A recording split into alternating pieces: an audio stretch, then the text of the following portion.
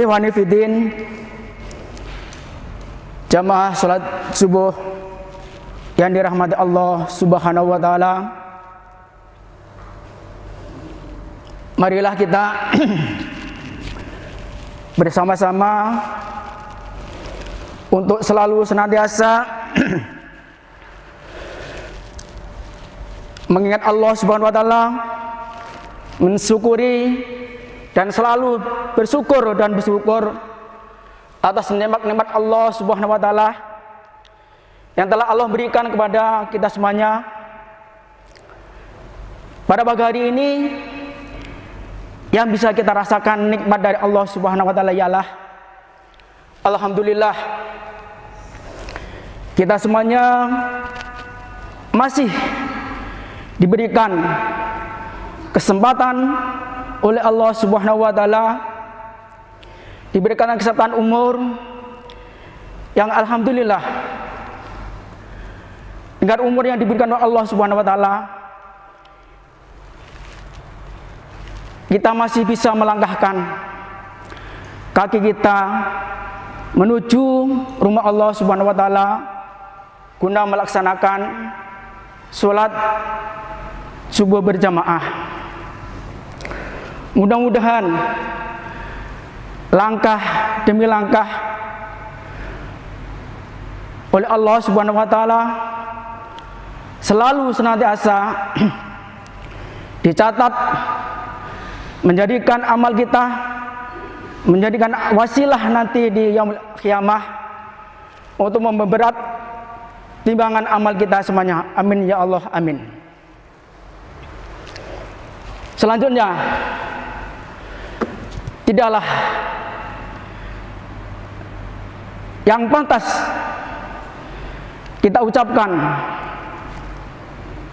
kepada Allah Subhanahu wa taala atas nikmat-nikmat yang begitu banyak oleh Allah diberikan kepada hambanya, sehingga kalau toh kita bisa menghitungnya pasti dan itu pasti tidak akan bisa menghitungnya, karena saking banyaknya nikmat-nikmat Allah yang Allah berikan kepada kita semuanya.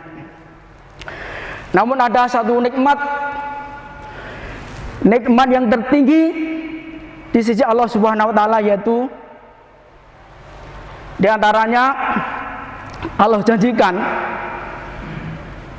nikmat yang tertinggi adalah dijanjikan adalah surga. Seperti Rasulullah SAW katakan, "Man kana akhiruhu la ilaha illallah dakhalal jannah." Inilah nikmat yang tertinggi di antara nikmat Allah Subhanahu wa taala.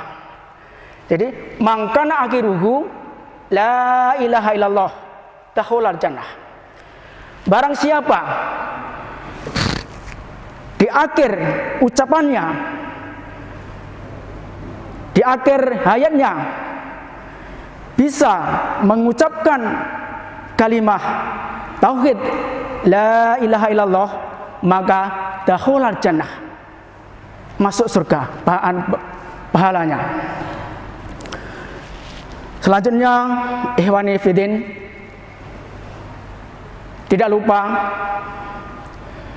marilah kita sempatkan setiap saat, setiap waktu, tidak lupa kita doakan saudara-saudara kita yang mana mungkin pada hari ini menerima cobaan dari Allah Subhanahu wa taala yang berupa penyakit, yang dirawat di rumah sakit maupun yang ada di rumah. Mudah-mudahan Allah Subhanahu wa taala segera mengangkat penyakitnya dan menyembuhkannya sehingga bisa berkumpul dengan kita di masjid Allah Subhanahu wa taala. Dan tak lupa, marilah kita berdoa lagi di tiap saat. Kita sisipkan doa-doa ini, wabil khusus saudara-saudara kita yang mana hari-hari yang kemarin telah ditimpa musibah, yaitu di daerah Sukabumi, yang mengakibatkan banyaknya rumah-rumah yang rusak, bahkan sebagian ada yang meninggal. Marilah kita doakan semoga Allah Subhanahu wa taala memberikan kesabaran, ketabahan, menggantinya apa-apa yang Allah telah lenyapkan dari muka bumi, menjadikan ganti yang terbaik untuknya. Ikhwani fiddin rahimakumullah. Sholawat dan salam semoga tetap terlimpahkan kepada Nabi kita Muhammad sallallahu alaihi wasallam, kepada para keluarganya, para sahabatnya, dan seluruh pengikutnya yang senantiasa istiqomah melaksanakan ajaran beliau Rasulullah SAW hingga akhir zaman nanti. Allahumma amin. Ikhwani fiddin, pada pertemuan yang pertama kemarin kita telah membahas yaitu ahkamul janaiz, di antaranya yaitu kita sedikit meroja lagi ketika pada saat sakit. Tentunya seorang yang meninggal, seorang yang diambil Allah Subhanahu wa taala, tidaklah selalu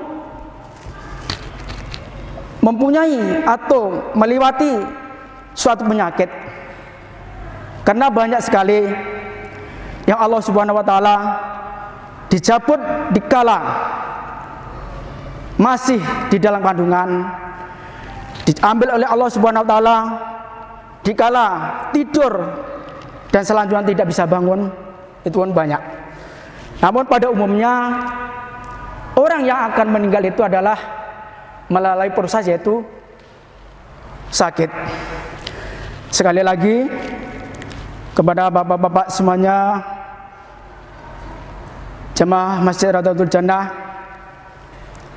tidak bosan-bosannya kami sampaikan di sini, saya bukan sebagai ustadz atau sebagai pengajar atau mengajarinya, namun di sini hanyalah sedikit berbagi ilmu tentang pengurusan janaiz. Yang kemarin pada saat sakit, ketika orang mengalami sakit, cobaan dari Allah Subhanahu wa taala, makalah yang dilakukan adalah sabar, menerima qada ketentuan dari Allah Subhanahu wa taala. Karena semua apa yang diberikan Allah Subhanahu wa taala adalah itulah yang terbaik. Maka kita harus bersangka baik padanya. Yang kedua kemarin adalah ketika kita diberikan oleh Allah dengan cobaan sakit, maka kita harus mempunyai perasaan takut dan harapan, karena kita semua ini hidup di alam yang fana ini tidak luput dari banyaknya dosa-dosa yang kita lakukan. Terus kalaulah kita diberikan cobaan oleh Allah Subhanahu wa taala, penyakit separah apapun yang Allah berikan, maka sekali-kali tidak boleh yaitu meminta atau berangan-angan segera dimatikan oleh Allah Subhanahu wa taala. Itulah poin-poin yang kemarin kita bacakan. Dan selanjutnya ketika sakit,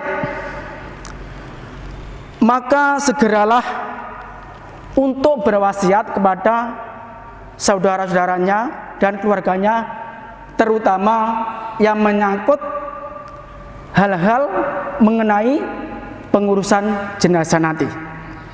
Jadi diharuskan yaitu berwasiat. Baik. Setelah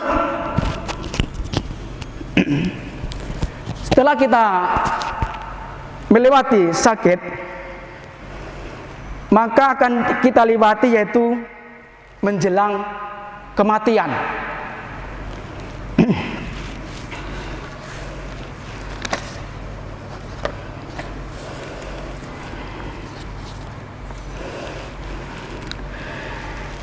Ketika seseorang menghadapi atau menjelang kematian, menghadapi sakaratul maut, orang-orang di sekitarnya, orang-orang yang mengerumuninya di antara si mayit, maka ada beberapa hal yang harus dilakukan. Jadi ketika si orang yang akan mengalami sakaratul maut, maka orang-orang yang di sekitarnya diharapkan yaitu yang pertama mentalkin. Mentalkin adalah menuntunnya, mengajarinya untuk mengucapkan lafaz kalimah tauhid la ilaha illallah. Tuh. Terus yang dilakukan ketika ada seorang yang menjelang sakaratul maut akan mati, yaitu mendoakannya. Selanjutnya yaitu ketika orang ini mengalami sakaratul maut, maka orang-orang di sekitarnya harus mengucapkan kata-kata, perkataan yang baik-baik. Karena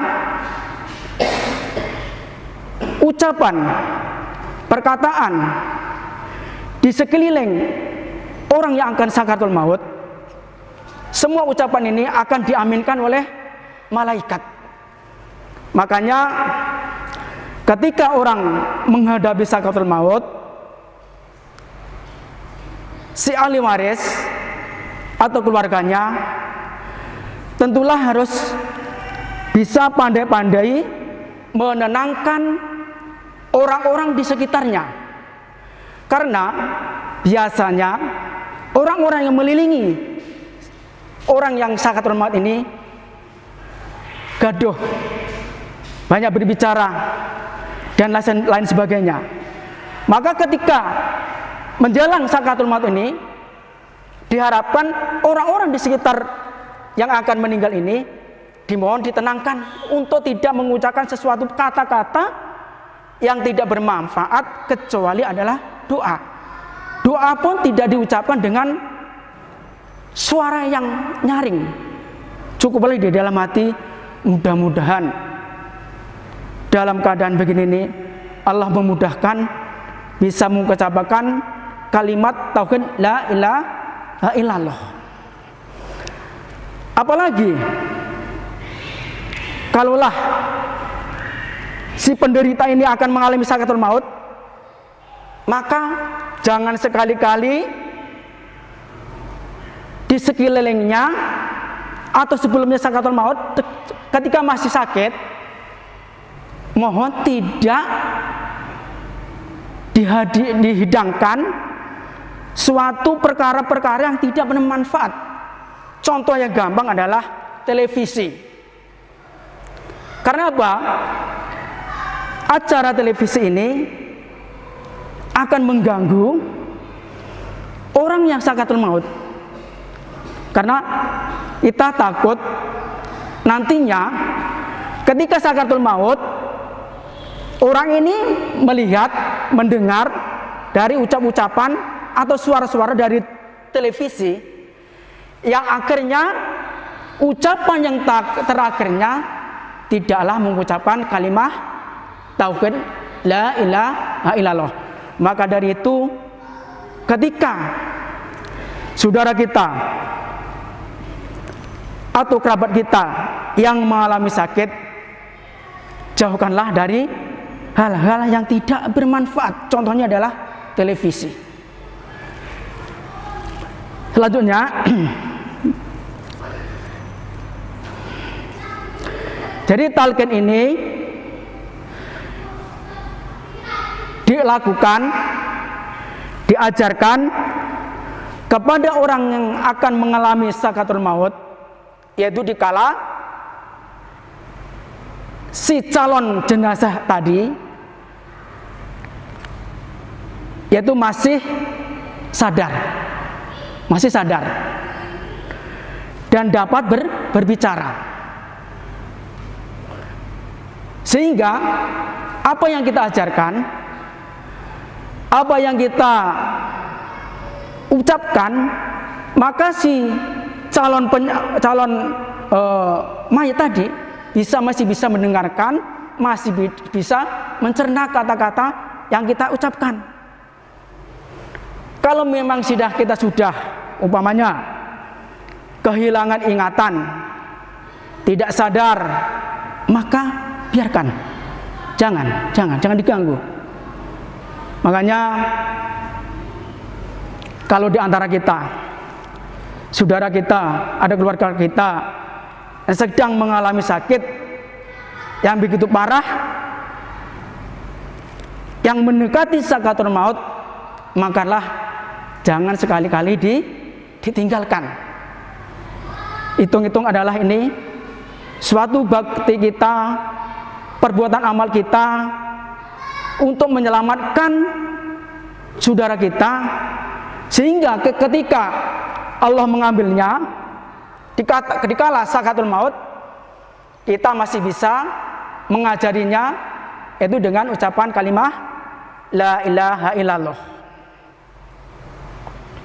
Jadi talqin ini diajarkan ketika calon jenazah tadi masih sadar, masih bisa berbicara. Jadi dilakukan ketika sebelum meninggal. Jadi talqin ini diajarkan, diucapkan bukan setelah mati. Karena ada sebagian orang talqin ini dibacakan setelah mati. Sedangkan yang benar adalah talqin ini diajarkan ketika orang yang kadang sakit parah akan menghadapi sakaratul maut, maka itulah yang diajarkan oleh Rasulullah SAW. Cara yang mentalqin sekarang, caranya mentalqin adalah ketika saudara kita yang sedang sakit akan mengalami sakaratul maut. Loh, kok bisa? Dari mana kita mengetahuinya bahwa si fulan ini akan mengalami sakaratul maut? Makanya tadi dari awal, ketika saudara kita sedang sakit parah, maka jangan sekali-kali ditinggalkan. Jangan sekali-kali ditinggalkan. Jadi untuk sementara waktu kita luangkan untuk menyelamatkan saudara-saudara kita, ada kerabat kita, ada keluarga kita yang sedang mengalami sakaratul maut. Jadi cara mentalqin ini adalah jangan terlalu dipaksakan. Pertama, jangan selalu didesak. Kalau terlalu dipaksakan, terlalu didesak, ini akan membuat beban si calon jenazah tadi. Jadi bagaimana caranya? Cukup kita ajarkan dengan tenang, pelan-pelan. Tenang ini artinya tenang mantap dan sepenuhnya dengan keikhlasan. Karena ada sebagian orang ketika keluarganya sakitnya udah parah, maka tidak sabar menunggunya untuk mengajinya talqin. Jadi mengajarkannya di dekat si orang yang sakaratul maut ini adalah kalimat la ilaha illallah. Jadi tidak harus terburu-buru. Namun ingat ini, kata-kata la ilaha illallah ini sering kita mendengarkan pengucapannya masih ada yang salah. Salah di mana? Padahal la ini kan tidak ada. Tetapi ada sebagian orang mungkin kesadarannya atau kealfaannya dibacanya la ilallah, la. Kan beda kan? La sama la. Coba kalau bapak-bapak mendengar ada sebagian orang mengatakan saking cepatnya la ilaha illallah, la. Beda kan? Kalau la ini gimana artinya? Sedangkan kalau la ini adalah Allah tidak. La ilaha illallah, tidak ada ilah yang berhak untuk diibadahi kecuali Allah. Kalau la, walau anak tidak tahu ya artinya la itu, la. Selanjutnya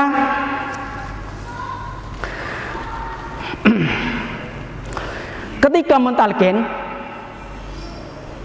untuk calon jenazah tadi, apakah boleh diganti dengan kalimat yang lain?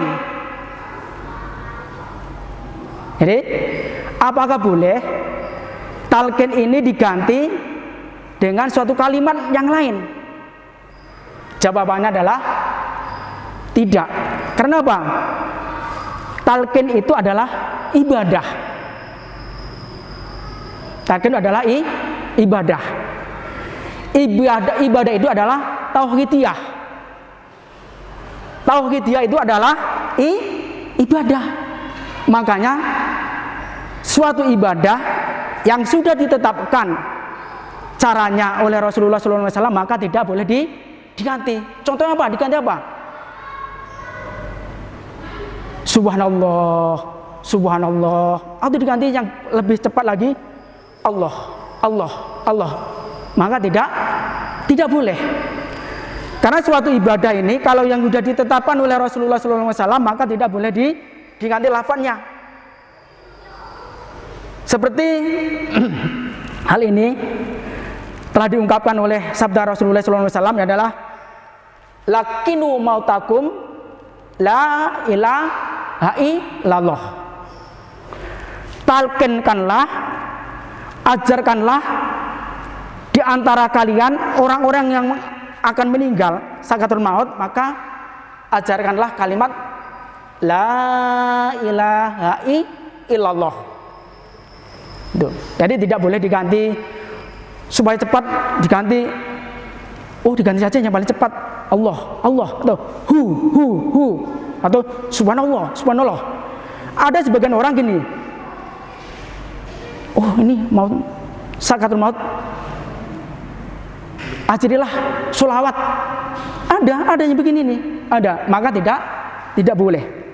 Jadi yang benar adalah seperti sabda Rasulullah SAW, lakinu mautakum la ilaha illallah. Mangkana akhiruhu kalamihi la ilaha illallah dakhalal jannah. Barang siapa yang akhir perkataannya bisa mengucapkan kalimat la ilaha illallah maka dakhalal jannah. Di taklid ini tidak boleh diganti. Dia tetap mengacu pada ajaran Rasulullah Shallallahu Alaihi Wasallam.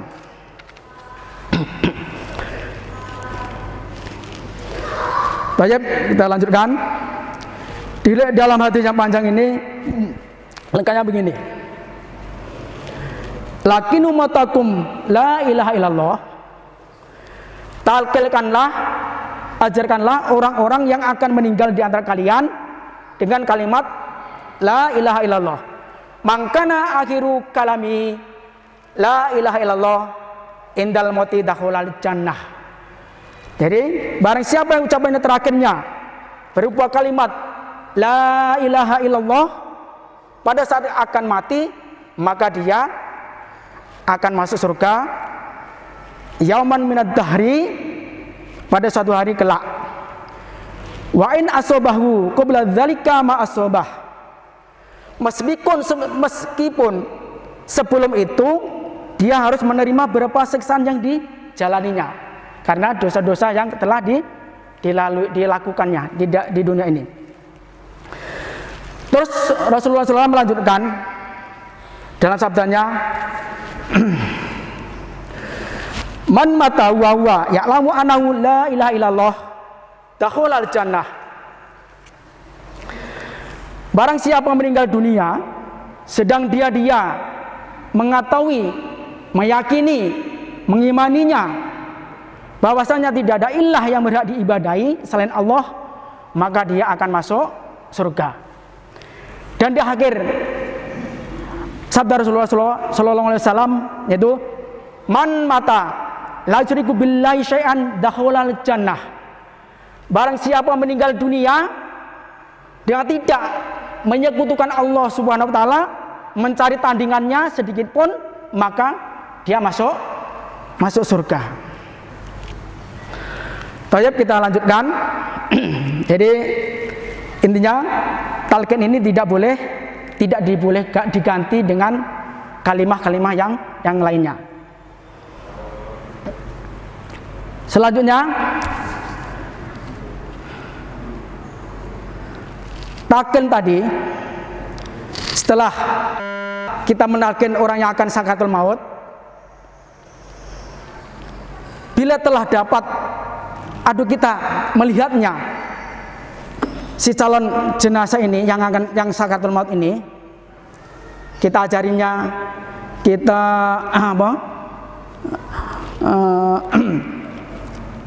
untuk mengucapkan kalimah la ilaha illallah. Ketika kita sudah melihatnya atau bahkan mendengarnya si calon jenazah ini mengucapkan kalimah atau ucapan kalimat la ilaha illallah, maka jangan diganggu. Jadi kalau ketika orang ini sudah bisa mengucapkan atau bergerak di bibirnya kalimat la ilaha illallah yang keluar dari bibirnya, maka tidak usah diganggu. Tidak boleh diganggu atau diulang-ulang lagi. Karena itulah ucapannya terakhirnya itu. Ucapan terakhirnya adalah kalimat tadi. Lalu bagaimana kalau si orang yang sakaratul maut ini sudah ditalqin, diajarkan bisa mengucapkan kalimat la ilaha illallah keluar dari bibirnya yang kedengaran atau yang mengisyaratkan sudah mengucapkannya, lalu bicara lagi, ngomong lagi. Omongannya ini setelah mengucap kalimat la ilaha illallah ada pembicaraan lagi. Jadi setelah calon jenazah ini sudah mengucapkan kalimat la ilaha illallah, terus mengucapkan kata-kata lagi. Contoh yang paling ringan aja ini, umpamanya itu menanyakan sesuatu kepada keluarganya, entah apa yang ditanyakan. Yang kedua umpamanya ini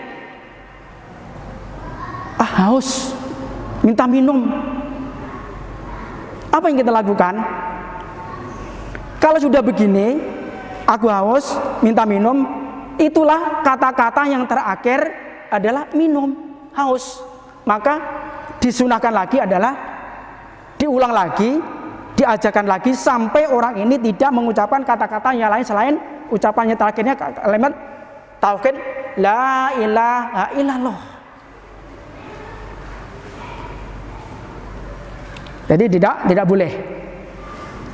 Sehingga ucapan terakhirnya ini adalah kalimat la ilaha illallah. Mungkin lebih jelasnya, lebih gamblangnya bisa dipraktekkan cara mentalkin ini. Bagaimana caranya? Karena di antara kita ini, kalau ada saudara kita, keluarga kita yang mengalami sakaratul maut, ada sakit ini, banyak masih gaduh. Ya tadi, kayak pertama tadi, orang berkumpul sana sini, berkumpul bicara ke sana kemari, bahkan ada bicara, ya Allah, cepatlah Bapak ini cepat sembuh. Ya Allah, Bapak ini kok lama banget nggak bisa mengucapkan kalimat la ilaha illallah. Makanya orang yang bertanggung jawab adalah keluarganya, maka ditenangkan. Jadi ketika sakaratul maut, maka orang-orang di sekelilingnya, mungkin ada yang baca Al-Quran, ada yang berzikir, maka disuruh berhenti semua untuk mendoakan mudah-mudahan bapak ini, ibu ini di akhir ucapannya nanti bisa mengucapkan kalimat la ilaha illallah. Mungkin bisa kita praktekkan. Mungkin ada saudara kita nih dari remaja nih, nah tolong dari Hafiz Sobirin untuk kita praktekkan, yaitu cara mentalkin. Bagaimana caranya? Minta tolong sebentar, bisa?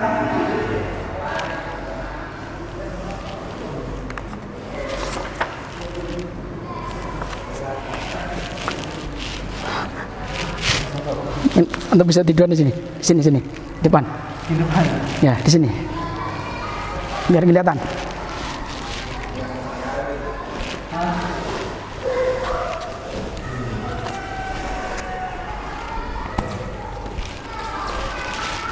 Ya, sini. Tidur, Pak. Ya, tidur. Tidurnya terlentang.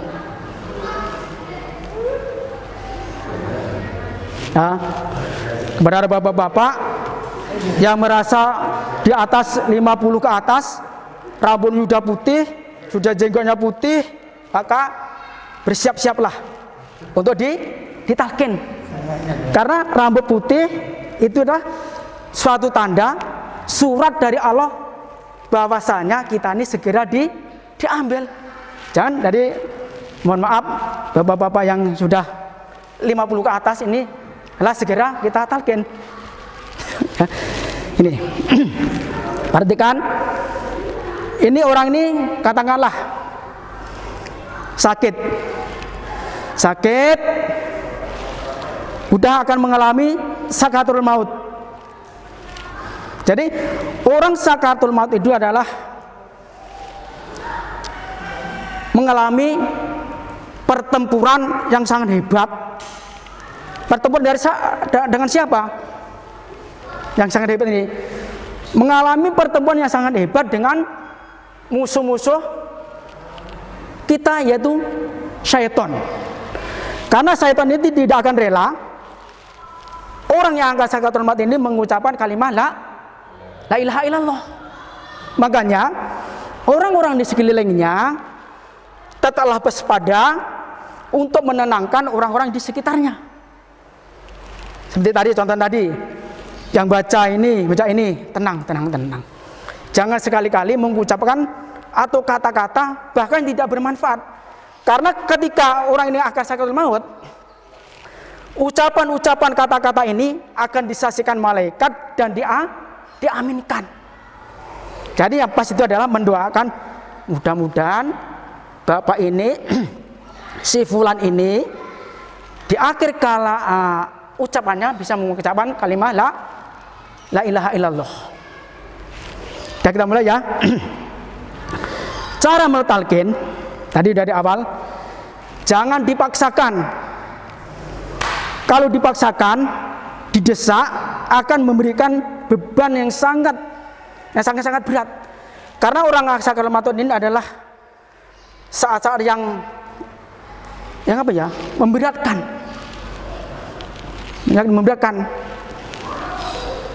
Jadi caranya ini si calon jenazah ini dari mana kita mengajarinya ketika sakaratul maut, bagaimana atau mengetahuinya bahwa orang ini akan mengalami sakaratul maut. Pasti ada tanda-tandanya. Mungkin sebagiannya badannya akan dingin, atau mungkin sudah lemas, tidak bisa bicara tadi. Makanya sebelum mengalami kayak ini, kita tunggu. Jadi cara mentalkin, mengajari orang yang akan sakaratul maut, maka disunahkan dari arah kanan. Begini caranya, begini. Ya, ini ya. Telinga ini. La ilaha illallah. Kan? Jangan diulang itu, jangan la ilaha illallah, la ilaha illallah, la ilaha illallah. Tidak. Akan bingung, akan memberatkan si mayit ini. Karena saat ini adalah mengalami suatu kebingungan antara hidup dan mati. Maka didengari lagi, oh belum. Ya, belum kelihatan atau belum kedengaran dari bibirnya kalimat yang diucapkan terakhir. Diulang lagi. La ilaha illallah. Sampai si calon jenazah ini bisa mengucapkan kalimat la ilaha illallah. Tapi ingat tadi jangan la ilaha illallah. La ya, la. Karena coba perhatikan suara adzan kadang-kadang la ilaha illallah atau khayalal sholah, khayalal falah, khayalal falah, khayalal sholah. Padahal itu pakai ain. Hayyalal falah, hayyalas sholah. Kalau kita perhatikan anak-anak dengan la ilaha illallah, maka tidak dibenarkan. Jadi la ilaha illallah artinya tidak ada. Ya. Ketika jenazah ini calon jenazah ini masih calon ya. Maaf. Udah mengucapkan coba antum mengucapkan kalimat la ilaha illallah. La ilaha illallah. Cukup tenang. Kita perhatikan. Nanti akan kelihatan dari mulai kaki akan terlingkup begini atau begini. Nanti kita pembahasan ada selanjutnya nanti. Maka kalau sudah bisa mengucapkan kalimat la ilaha illallah, nah terus bapak ini mengucapkan, nak minum, nak uang saya dilaci, jangan lupa ya. Lah, maka ucapan yang terakhir ini adalah uang yang dilaci tadi atau minum tadi, maka harus diulang kembali. Ketika sudah begitu, udah biarkan. Kalau terus mengucapkan itu, wah bapak ini gimana sih? Udah minta minum segala. Udah diam pak. Udah atau gini, pak tadi udah mengucapkan kalimat la ilaha illallah, diam. Ya, nggak boleh ya. Nggak boleh, udah biarkan. Kita harus sabar karena kita akan menyelamatkan keluarga kita, ya, keluarga kita. Makanya sekali-kali orang yang sakit itu jangan dihibur dengan hiburan televisi. Takutnya ketika akan meninggal mesti ingat ini kan, atau nyanyian itu kalimat yang terakhirnya. Bisa saja terjadi ya, karena kebiasaan orang itu akan terbawa di akhir hayatnya. Ada ya. Jadi kalau sudah bisa mengucapkan kalimat la ilaha illallah, tenang, udah jangan diulang lagi. Kalau bila calon jenazah ini mengucapkan lagi minta sesuatu atau bicara yang lainnya, maka ucapan yang dicatat itu adalah ucapan itu, maka wajib diulang kembali, ya, diulang kembali. Jadi tidak boleh kenceng-kenceng. Ayo pak, cepet. Gini saja nggak bisa. La ilaha illallah. Nggak boleh ya. Jadi harus pelan, ikhlas, pelan dan sabar. Jadi la ilaha illallah. Dan tadi tidak boleh diganti lafaznya jadi, oh enggak gini saya pak. Bapak la ilaha illallah susah amat, yang gampang aja. Allah. Tidak boleh. Atau subhanallah kan bagus tuh lafaznya. Allah juga bagus, subhanallah juga bagus, sholawat juga bagus. Namun tidak ada perintah yang dianjurkan oleh Rasulullah sallallahu alaihi wasallam. Tadi kan dia awal tadi kan lakinu mautakum la ilaha illallah. Itu pegangannya. Jadi talqinkanlah, ajarkanlah orang yang sakaratul maut, akan sakaratul maut, kalimat ucapan, tahu kan? La ilaha illallah. Dia. Setelah itu udah dibiarkan aja. Udah ini kan? Udah bisa. Tadi di sekitarnya jangan kan udah bisa nih. Alhamdulillah. Ibu saya, bapak saya tuh bisa mengucapkan la ilaha illallah. Udah diam. Pokoknya diam. Kalau sudah bisa mengucapkan kalimat la ilaha illallah, diam, tinggal kita berdoakan saja. Tidak ada yang boleh gaduh ya. Biasanya kan gaduh nih, ribut, pokoknya bisa kita saksikan sendirian. Kita saksikan sendiri. Jadi tidak boleh digaduh. Tidak, harus tenang, keadaan nyaman. Karena perkataan di antara lingkungan itu, kata-kata itu akan diaminkan oleh malaikat. Ya. Jazakumullah khairan ya. Barakallahu fik.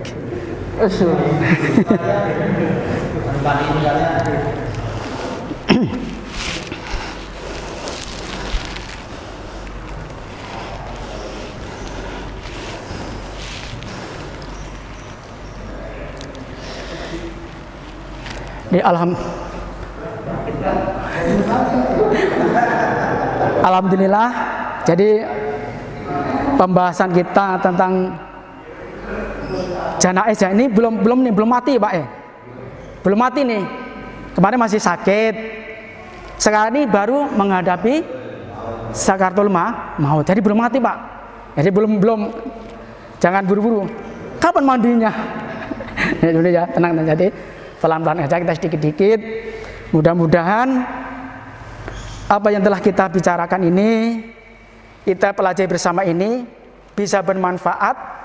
Jika di antara keluarga kita nanti mendahului kita, jangan panik, jangan ribut, kita tungguin, jangan ditinggalkan, karena itu suatu kebaikan buat kita.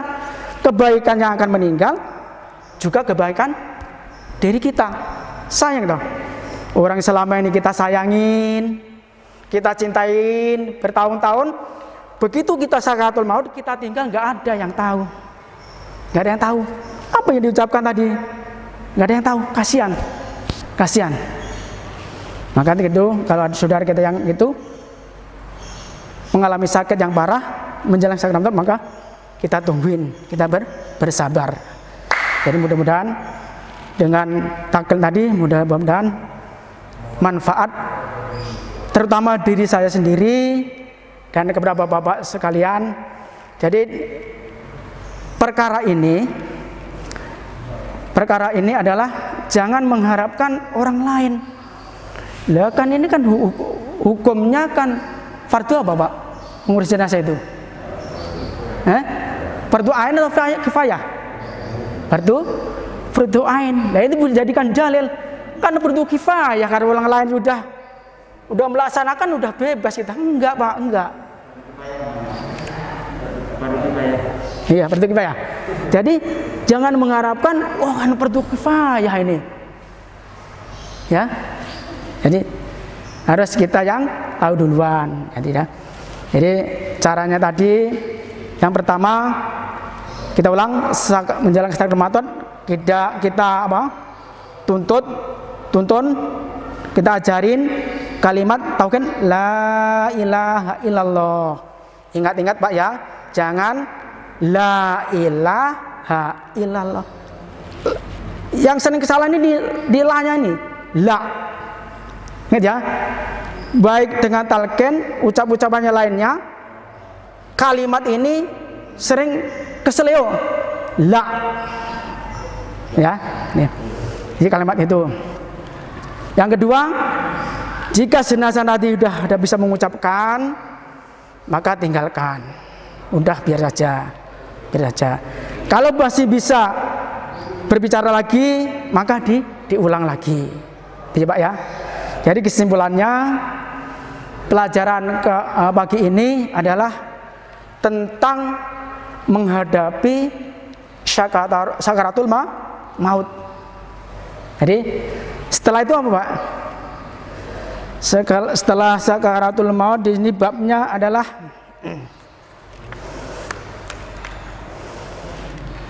ini, memejamkan mata. Bagaimana cara memejamkan mata? Karena ada Kak, kalau meninggalnya rata-rata ya, meninggalnya di rumah sakit, matanya terbelalak ke atas, mulutnya terbuka. Karena apa? Karena tidak ketahuan atau tidak ketahuan ilmu yang di rumah sakit itu, dibiarkan saja, mati biarnya aja lah, mudah berkaratmu lah. Jadi nggak boleh ya. Jadi mungkin pembahasan kali ini adalah sampai di sini, yaitu menjelang kematian. Terus nanti dilanjutkan adalah apa yang kita lakukan ketika sudah meninggal. Tadi sakaratul sudah meninggal, kita lanjutkan insya Allah pertemuan yang akan datang. Di apa yang saya baca ini, bila ada sesuatu kata yang tidak enak didengar, kata-kata yang kurang mengenakkan, bahkan atau mungkin menyinggung dan lain sebagainya, mohon pintu selebar-lebarnya untuk dimaafkan. Karena di sini ini adalah bukan mengguruinya atau mengajarinya, kita saling berbagi pengalaman tentang pengurusan jenazah. Karena Pak, di luaran sana ini Pak, masih banyak yang diabaikan tentang pengurusan jenazah ini. Bahkan masih banyak jenazah yang terlantar berhari-hari, tidak ada yang ngurus. Apakah tidak ada masjid? Ada masjid, dekat, bahkan dekat masjid. Bahkan saya mengalami masjidnya dekat, orang masjid nggak ada yang datang, tetangga nggak ada yang datang. Walau alam, yang salahnya mana ini? Akhirnya kita wajib belajar tentang hukum-hukum tentang janaiz. Jadi kurang lebihnya mohon maaf dan dimaafkan kesalahan saya, karena apa yang saya baca ini semata-mata inilah yang pernah saya pelajarin. Jadi sekali lagi bukan saya mengguruin dan mengajarinya. Dan kurang lebihnya mohon maaf. Mari kita tutup kajian ini dengan doa kafaratul majelis. Subhanakallahumma wa bihamdika asyhadu an la ilaha illa anta astaghfiruka wa atubu ilaik. Wassalamualaikum warahmatullahi wabarakatuh.